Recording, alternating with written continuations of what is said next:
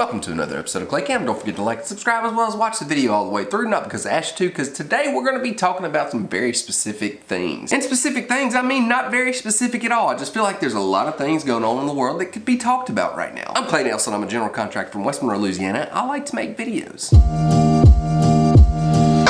Today would have been Elvis Presley's 86th birthday. I've been to Graceland before, and it was back whenever they had the airplanes there, and I don't think they have the airplanes there anymore. I think they moved them somewhere, but this dude had like 2 private jets, probably more than that, but one of them was kind of big, one of them was a little smaller, but they were both G'd out. You can picture yourself hanging out with Elvis, riding through the air, smoking on a camel, I guess. Elvis is one of those guys that lived a heck of a life, and you can imagine yourself in his shoes and what he went through and all the fun he had. But unfortunately, he died in 1977 at the age of 42. They said he abused prescription drugs and it severely compromised his health. That sucks. Somebody was saying he died on the toilet. That's kind of embarrassing. Anyway, live on, King. Yesterday, Congress certified the electoral votes and everything went kind of haywire. It would appear that Republicans were rioting in front of Congress and broke into Congress, but I'm not one for conspiracy theories, but I really have my reservations about this. There was this woman, she said she walked in the door and then they pepper sprayed her and this and that, and she said something about this is a revolution, and her eyes were not red and it was really bad acting, and I just don't think it was so. I don't know what her deal was, but it's obvious she was not a Trump supporter, because Trump supporters don't say things like, it's a revolution. She most certainly did not get pepper sprayed because her eyes were not red, and somebody was saying that she was holding a freaking onion or something, and you could see like it was